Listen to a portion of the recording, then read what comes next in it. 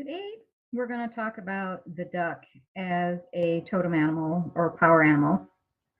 The cycle of power for a duck is the spring and the summer. And a lot of what the duck entails is emotional comfort and protection.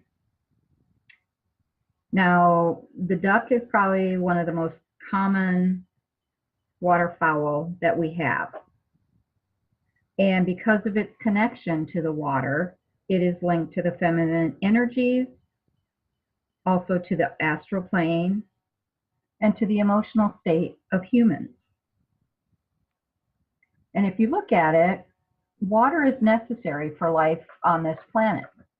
The human body is primarily made up of all water.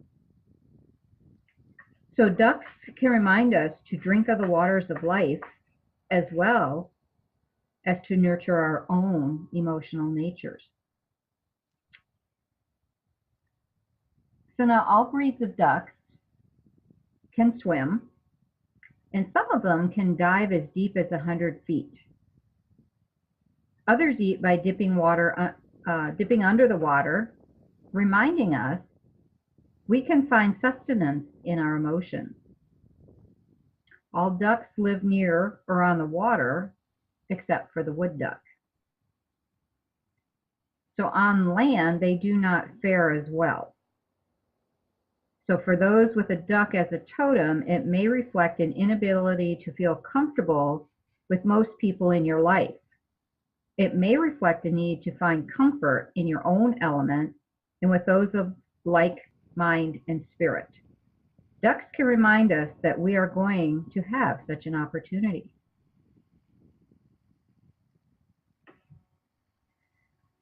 The colors of the duck can help you in determining specifically the role it will play in your life. Most ducks are a variety of colors, ranging from white to the rich blue-green iridescence of the mallards and the wood ducks.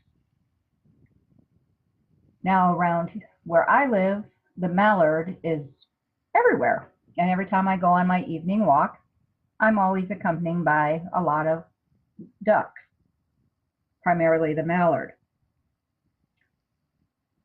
And the mallard is one of the most prolific ducks. It is probably good that it is so because it is also one of the most widely hunted.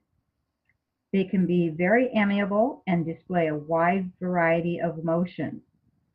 They are also easily imprinted.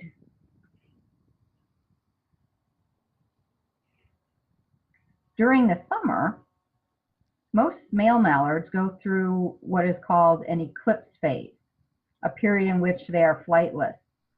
During this time, they wear the drab plumage of the female for extra protection in rearing of the young.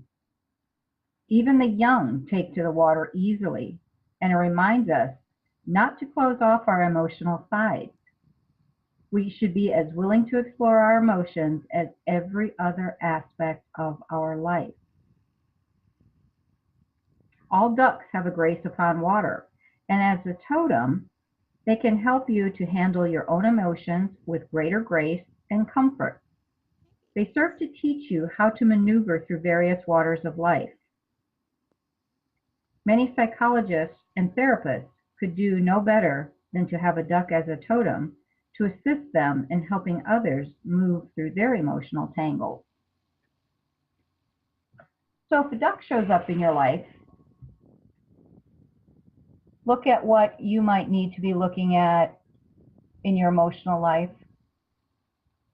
what you could let go of that is no longer serving you, what is taking a huge emotional toll on you, and then go out in nature and connect to the duck energy. Or if you have ducks around you, like I do, it's very easy when you see them in the water or even taking a nap on the ground, which they like to do, and talk to them.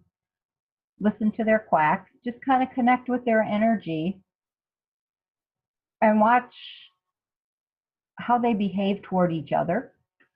Sometimes they can get very territorial, and if two ducks get in the same spot on the water, they have a tendency to fight it out a little bit. And then the pair, the male and the female, will fly off to another spot, but they always stay together. So again, look at what's going on in your life and how the duck might be trying to communicate with you.